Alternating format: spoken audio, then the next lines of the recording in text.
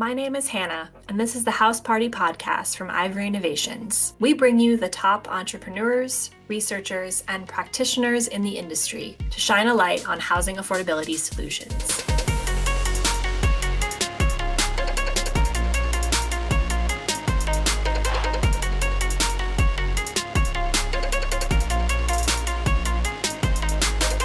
Today we have Shkëlqim Kelmendi, the founder and executive director of Housing Connector. Housing Connector increases access to housing for individuals most in need. Their scale is what makes them especially innovative. Housing Connector operates in Seattle, Denver, and Dallas, while other solutions have more of a hyper-local regional focus. We'll hear how Shkëlqim made that scale possible. Recent data suggests that there are over 2.7 million rental units sitting vacant. However, we still see high rates of homelessness in the US. This mismatch in supply and demand continues to plague cities across the nation, as individuals that face rental barriers are unable to access available units in the private market.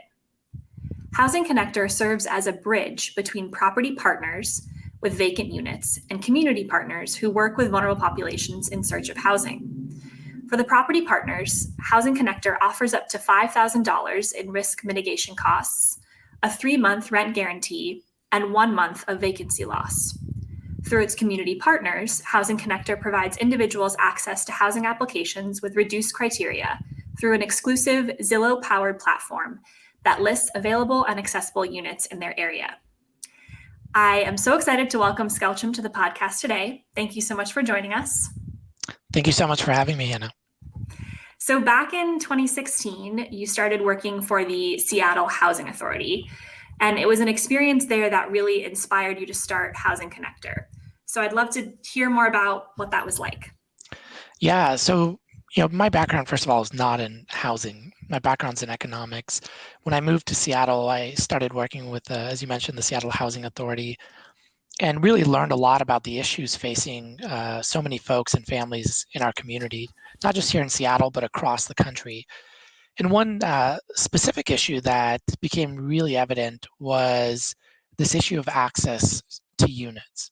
And so for folks that, again, may not be familiar with how housing authorities work or vouchers work, usually it's this incredibly long process where folks are put on a wait list. They wait oftentimes 2 to 3 years just to be lucky enough to get this voucher. And it's this golden ticket to housing.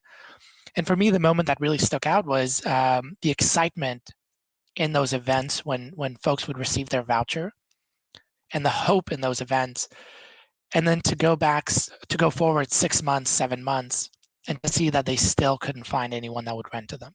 And to me, that was heartbreaking. It was disappointing.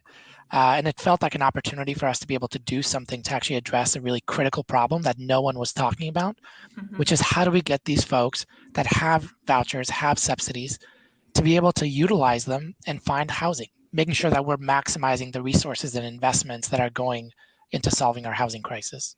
Mm-hmm. Gotcha. So you noticed this problem, this very frustrating problem, and what happens next? What did you do after that? Yeah, I mean, I think like anyone that's curious started just digging into it, trying to see if somebody else was trying to solve this and how we can connect. And I think over time and lots of conversations, this opportunity came about to start an organization to solve this problem that I think feels narrow, but is so vast. And so, from there, we worked to get the business community involved, the government, the nonprofit sectors, all kind of rallying around this idea of how do we help folks and how do we help the organizations that are helping folks try to get housing to be able to utilize those resources. And for me, one of the things that was really critical in this research was understanding why landlords, why property owners and managers weren't renting to folks with vouchers. And I think that's really the key in Housing Connector's success, the key to why Housing Connector has grown, is this really deep understanding of what drives decisions for property owners and managers, and then solving those problems that they have to ultimately solve the issue of housing access for folks in the community. And we'll get into this in a bit more detail later in the episode, but just briefly, what were some of those problems that came up most frequently for why landlords weren't renting to to folks with vouchers? Yeah, Hannah, it came down to four simple things, which is for landlords, it was around wanting to make sure that their units stayed filled, that rent was paid, and that they had safe and stable communities. And so for us, it was around then how do we make sure we address those problems and eliminate those barriers that then landlords were putting up, which were keeping folks from being able to access those homes. But really, it's around those three business drivers that I think were the key to why often landlords and property owners have higher screening criteria. I see. So something else that I know was important to you in the early days as you were building Housing Connector was to build a company that you would be proud to work for. Yeah. How did that manifest early on? Yeah, it's really simple. I still joke with my team that I don't feel like I'm the founder or the executive director of this organization. I just feel like I'm one of the team members. And for me, it was really important that any company that I worked for, let alone started, was one that aligned with my values and aligned with what I think is really critical in any workplace. Then again, things that I value, which is autonomy, the freedom to be curious, folks that have a high bar and challenge one another to strive for their best, and also a place that was fun to work with and fun to work in. And so for me, I think when you have now this opportunity, like you have a blank slate to create something, I want it to be really intentional from the start to say, hey, let's not just put the problem that we're trying to solve as the main focus, which it is, but let's also have this other dual focus of solving that problem with a company that really values its people. A company that has an ecosystem and a culture that helps folks grow, that supports one another, that is healthy and safe for folks. And I think that's something that we were intentional from the start. And it's something that we continue to fight for every single day in our team as our team grows to maintain that culture. Yeah, I think it's super interesting because I feel like, and you mentioned this as you talked about sort of focusing, yes, on the problem that we're trying to solve, but also on the culture that we're wanting to create. I don't think that's super common to have that focus on culture that early. Typically, you're just sort of laser focused on that problem, and so I'm wondering where that came from. Like, where in your background, your professional experiences, did that focus come from? Yeah, I mean, one of the things, right, with culture, it's like every company has culture. It's a It's good or bad. yeah, it just depends, right? Culture exists. I think for me, I think about like early in my career. And sometimes the struggles when you're early in your career, as far as having visibility into what's happening and the decisions that are being made, having a seat at the table, even if you're not there to make decisions, to be able to at least listen and have a voice to provide perspective. And so as I think about the times, for example, in my career, where I felt like I was kept in the dark or doors were shut to me and weren't accessible, I wanted to make sure that in our company, that wasn't the case. That whether this was your first day in the professional setting or you'd been there and has 40 50-year career, that you felt like you had a voice and you had visibility. And so for me, as I think about that, then it was around how do we make sure that we focus on the values that will allow that to happen. And so one of our core values is transparency. Folks have access to all of our financials, all of our decision making, outside of like very private personnel issues that may come up. Folks have visibility into all of the decisions that are being made. Wow. And they have access to all the leaders that are making that. And I think when you have that visibility, folks are able to have more ownership in what is happening. And then I think you get the best work from folks and the best ideas from folks. And so, again, this is one of those flywheels that if you invest in your people, if you invest in their growth and development, all it's going to do is help you as a company grow and be better. Yeah, I want to stay on this culture piece for a bit longer. And I think something that is challenging with growing a company is it's one thing to set the culture at the beginning and be intentional about those values, which you've brought up a couple times, but then to maintain that culture and maintain those values as the organization grows can be hard as new people come in, like integrating that into your onboarding, like whatever that looks like. And so I'm curious, Housing Connector in 2019 had 4 employees. Yeah. And today you have around 30 employees. And so I'm curious what that experience, like what kind of intentional steps you took to make sure you could maintain that culture. Yeah. I mean, when you have 3, 4 folks, it's a lot easier, right? Everyone's in the room, everyone's having Mm-hmm. conversations all the time. Um, I think intentionality is really the key there. Mm-hmm. Again, if you're not focused on this, this will slip away. And one of the hard things with maintaining a really good and healthy culture is if you let that slip away, it's really difficult to pull it back and reinstitute certain expectations. And so for us, it's been around how does every single person that comes in, how do I sit down with them personally and have a conversation around not just what our values and what our principles are, but why they are there. Mm-hmm. So folks understand the why behind the work that we do and the way that we operate, and so that they can choose to buy in that moment. And again, for some folks, this may not be the right culture, this may not be the right place, and that's okay. Um, but for folks that do want to be here and stay here, for them to understand why we do things a certain way and what's expected. I think that's one of the key things as you think about like maintaining, uh, you know, a healthy culture is around making sure that expectations are clear for folks. Mm. So folks are actually able to deliver on the expectations that are set. And so oftentimes when you have very vague descriptions of what is and is not okay, what the norms are, then folks kind of fill in the blanks. But if Mm-hmm. you're very clear on that, then I think it allows folks to really, again, opt into that or opt out, but it maintains the company and the style and the culture that you want. And then I would say the other thing on this, Hannah, that's important is like one person can't do it.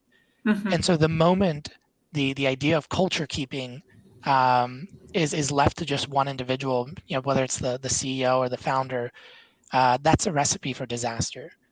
This has to be something that every single person on the team in the organization is doing, as far as calling people in when they see someone that's not meeting the bar or not meeting our principles and saying, hey, I noticed you did this. Like, I'm curious why, Mm-hmm. because that's not how we do things here. And so I think that's really important, is really empowering everyone to be that culture keeper and that champion so that you can maintain, again, the company that you want. Mm-hmm. Mm-hmm. Yeah, absolutely. And I especially love the piece around the why behind values, because I think it's so easy to slap a couple values on a slide and share it Yeah, with a new employee, and like, this is how we run things. Hope you can fit in. Hope those align with your values. But I think to provide the reasoning for how and why those values came to be just solidifies them and strengthens them in a really meaningful way. yeah. And I would say the other thing on that is, as a company grows, again, oftentimes the values early on are the values of that founder. Mm-hmm. But as more and more folks join, I think also being flexible and open to Mm-hmm. hearing and seeing what different styles and values folks bring. So you start shaping the overall value of the company, because the company is just a group of individuals who all have different perspectives and ideas. And so I think it's also important, and one of the things I've learned is how to be open Mm-hmm. to different styles and ways that folks operate, and how do we bring that into our company and our culture, so folks that may not operate the way I do also feel like this is a place that they can belong. Mm-hmm. Mm-hmm. And I imagine bringing in those different voices into like shaping the values then also help enable and empower other people to be the culture keepers and not have it be just one person, like you mentioned. So Absolutely. Yeah, yeah. I think we all, like I said, we all just want a voice oftentimes in the discussion. Mm-hmm. Totally. So we've talked a lot about culture. I want to shift to, what this incredible culture has enabled Housing Connector to build, which is the Housing Connector platform. And there are 2 key groups, which I mentioned at the beginning, that you work with: property partners and community partners. So just to help us understand how this all works, can you walk through first an example of how a property partner would engage with Housing Connector? Yeah. So, I mean, the first thing on this, I would say, is as you think about addressing the issue of homelessness, like the solution to homelessness is housing. Mm-hmm. And so I think it's key for us to then work with the folks that have and hold the majority of the housing stock, which is property owners and managers. For us, Hannah, what we do is we work with these property owners and managers, and in a sense, provide them access to benefits, both financial and customer support. And in exchange, what we ask of them is to reduce or eliminate the screening criteria that they set that often may deny somebody from being able to access that home. Practically, what this looks like is in exchange for property owners reducing things like credit score, income to rent ratio, past eviction, accepting past evictions, past debt, we provide them with financial support around rent guarantees and damage mitigation. And then we also provide them up to 2 years of customer support. So if they have any issues, they reach out to us and we help triage and address that so that both the property can maintain their operations, but also the household can maintain stability. And really, this is a way that we can maximize the existing stock in our communities and make sure that those vacant units are not just sitting there, but they're actually being utilized for the folks that need it right now. Got it. And you started to get at this a little bit, but where do the community partners fit into this? Yeah, so Housing Connector is a B2B where we're only working with different businesses, and we didn't want to recreate the wheel of doing direct service. There's a lot of amazing nonprofits and housing authorities doing this work. So what we do is we're trying to enable all of these organizations to move folks into housing faster. And the way we do that is by addressing that core problem that they face, which is how do we identify units? And then how do we get our clients to be approved for those units?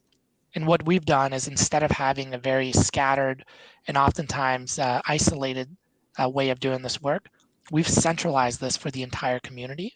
So folks have one stop to go to find units in real time, access them, and then know that their clients, once they move in, have that support to stay stably housed. Mm-hmm. Mm-hmm. Got it. And I know that a big component of the platform is the partnership that you have with Zillow. So Yeah. Can you talk more about how that works and how that fits into this? Yeah, absolutely. We had a decision point early on in the company of do we design our own marketplace or do we partner with somebody? And I think, the idea is if you design your own marketplace, you have more control. But for us, what was really important was around creating a marketplace or having a marketplace that was easy to use and had high adoption by our customers. We wanted this to be a seamless process for the folks that we were trying to serve. And for us, we were fortunate that one of the companies that does this best as far as connecting folks that are looking for homes with folks that have homes, that being Zillow, happens to be headquartered here in Seattle. And so from the start, Zillow saw what Housing Connector was trying to do and said, hey, we want to be a part of that. We want to be a partner in allowing you to maximize your impact and scale your impact. And so in partnership with them and their developers, we've actually built the Housing Connector functionality within Zillow.com. And what's amazing about that, is that anytime Zillow makes any updates, fixes any bugs, that automatically gets pushed to the Housing Connector marketplace as well. Wow. So we know that this continues to benefit from the innovation that Zillow overall is investing in and continues to create a marketplace that I think is best in class for folks that are searching for a home. Wow. I did not know that about that when Zillow makes updates to their platform, it gets pushed to Housing Connector. That's very cool. Yeah, I think about that as, again, like these decision points that you have early on that are pretty, almost one-way doors. And that was another one that we made a decision in partnership with them to say, hey, let's take a little bit longer, but built it within the existing infrastructure as opposed to for them to just build us kind of a side product. And I think in hindsight, that's paid dividends by us making that decision to go a little slower in that moment, but to do something that had a much longer and lasting impact. And now you're able to provide your users with this incredible user experience that Zillow has already researched and tested and built. So that's very cool. So we understand where Housing Connector is today. We've talked about what the platform looks like right now, how customers are engaging with it. I'm curious if, thinking back to how things got started, if what the platform looks like now is sort of what you always had envisioned for it, or if there were any major pivots that you and the team had to make as you fleshed out the idea and gathered customer feedback. Yeah, I mean, there's lots of pivots along the way, hundreds of small pivots that I think are critical. I think some of the biggest ones were, we have a principle at Housing Connector that says launch before you're ready. And the idea here is to put your product, put your ideas out there, get feedback, and then iterate. And so one specifically that we tested out early on was trying to do what we call unit hold fees, where we would basically pay a property to take their unit off the market. And we tried that, and what we realized in the feedback that we received from properties was, look, this is kind of a waste of resources. Instead of spending time and locking capital into units that are just sitting there, how do you help the folks in the demand side be able to access these units more quickly? Mm-hmm. Because that's a multiplier effect that's going to allow folks in the future to be able to access homes as well, as opposed to just solving a solution for one person. And again, an idea to shift away from that type of model is something that occurred because we put it out there very quickly. We started learning and getting feedback, and then realizing that, okay, this was not the right decision. How do we pivot and iterate towards something else? So that's one that often comes to mind for me, that I think is really important, because again, for anyone that's starting something, I think the worst thing you can do is just sit in your office, sit in your basement, behind your computer screen, and think about and design what you think is the best solution. Mm-hmm. Because the best solution, without being tested and receiving customer feedback, is going to be really, I think it's going to fall flat on its face oftentimes. And so the most important thing that I can think of for folks that are starting is get out there and talk to your customers. Get out there and put ideas out into the universe and have your customers react to them, because that's going to allow you to move much quicker and design a product that people actually want, as opposed to a product that you think they might need.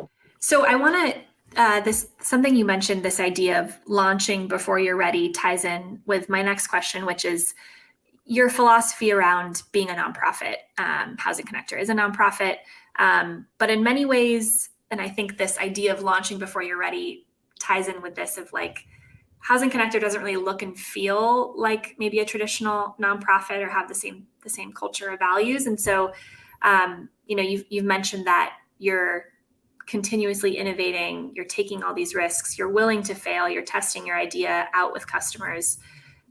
How and why is this so integral to the Housing Connector story, and where did that come from? Yeah, I mean, the label of a nonprofit, really at the end of the day, all it is a tax designation. Mm-hmm. But I think so many organizations and so many nonprofits take the stigma and take the understanding of how they should operate, as far as being very risk adverse, often being much slower, much more bureaucratic. And again, by no means am I trying to stereotype all nonprofits, because there's a lot of incredible innovative work happening. Mm-hmm. But I think in general, we think about that when we think about nonprofit. And to me, one of the things that was important is first figuring out what is the right vehicle to accomplish our mission. Mm-hmm. And the right vehicle was a nonprofit organization as opposed to a private corporation. But two, we did not let that designation impact what we do and how we do the work. That goes to things like how much we pay folks. We do not pay folks what often is considered a nonprofit salary. I like to tell folks on our team is, you can't pay your rent on feeling good about the work you do. You should get compensated for the impact that you're making and the value that you're adding to the community. But at the same time, with that comes high expectations, comes accountability, and comes this drive for us to innovate and be creative in what we're doing, to not just try to chase the market or to try to chase the problem that's happening, but really to try to reinvent the way that we look at the world and the way that we look at problems, and completely tackle it from a new angle. And so for me, I think, well, again, it just comes down to your perspective that you bring. And it really does tie back to that culture piece, because how and what you value determines how you work. Mm-hmm. And so for us, we value speed, we value creativity, we value transparency, and all of those things allow us to move at a much faster rate, take more risks, and be able to really kind of disrupt this industry. And in turn, what's allowed us to do is have much faster impact and growth than I think is traditional in this space. Mm-hmm. Yeah, and I think the speed and creativity aspects of how Housing Connector operates, I imagine, have been a big contributing factor to the scale that Housing Connector has been able to accomplish. And when we've chatted before about Housing Connector's story, you've said that you sacrifice certain things with scale in mind. So why has scale been so important for your growth strategy and Housing Connector's competitive advantage? Yeah, I mean, it comes down to our mission and what our North Star is, which is to try to support as many folks and families as possible in accessing housing. And I think as we think about if that is our North Star, as far as how do we impact the most lives, then we were thinking about how to scale to be able to do so and accomplish that. And to your point, you make sacrifices along the way around maybe how personalized certain things feel or are to be able to solve solutions for the masses. But for us, it was really important that when we think about the homelessness crisis and the fact that there's over 500,000, almost 600,000 folks experiencing homelessness any given year, and millions more that are experiencing housing instability or one paycheck away from losing their home, we felt like the urgency to scale was there to be able to deliver a solution that we feel, and so far the data has confirmed, is changing lives and impacting folks in how they're able to access and maintain their home. And so, yes, it was a trade-off. There's no right or wrong way. I think it makes total sense for a lot of organizations, a lot of products to go deep. And for us, we wanted to go wide and we wanted to go broad and impact as many lives as possible. Yeah, and to your point, I think we need both kinds of models, right? Absolutely. Like the ones that are very focused on a community and going deep, like you mentioned, but also those that are thinking about scale and reaching the masses. Yeah. And to that point, one of the things that we do is really we are trying to infuse efficiency into those organizations that are going deep within the local community. So right now we have 199 nonprofit organizations and housing authorities that we work with. Wow. And our goal is, and they're all very local, and our goal is to really, and again, enable and maximize their impact in the community. And so while we are going broad, I'd like to think that for the organizations that are going deep, we're helping them do that in a more effective way and hopefully be able to provide and deliver better services and support to the folks that they're serving. Yeah, definitely. So I want to, on the topic of scale, Housing Connector is in 3 markets so far. What's next? I think next for us is one, continue to strengthen our work in the communities that we're in, as far as Seattle, Denver, Dallas, and also in early 2024 here, we are planning to launch in Portland, and so excited to get that Awesome. That team off the ground and start the work there. And we intend to launch in one more market by the end of 2024. I think our goal is by 2027, so as we look out into the future, to be able to have served and supported close to 40,000 people in being able to access a home and hopefully be in 10 markets across the United States. That's awesome. That's really exciting. And congratulations on Portland. Thank you. Yeah, we're really excited about the impact that we believe we can make there. Yeah. So I guess just kind of to wrap things up here, you've gone through a journey so far with Housing Connector. What advice, and you've shared bits of advice throughout this episode already, but just to kind of summarize, like what advice would you give to other housing innovators in this space that are looking to make a similar impact? Yeah, I think the first thing is be bold, put your ideas out there, choose action over inaction. I think one of the sayings that we have on our team is failures of action are always accepted. Failures of inaction will never be accepted. And the idea here is that as long as you're pushing forward, as long as you're testing and trying new ideas, it is growth for the entire industry and the entire sector. But I would say the other piece is find ways to collaborate across industries and sectors. I think there's a lot that we can learn in the private sector, from the government sector, from the nonprofit sector. And as folks are doing this work or thinking about how they can do this work, I think finding ways to connect the various industries and sectors is really key in being able to maximize our impact. Look, Housing Connector alone is not going to solve the problem of homelessness or housing insecurity. No organization is going to do that. This problem is way too big.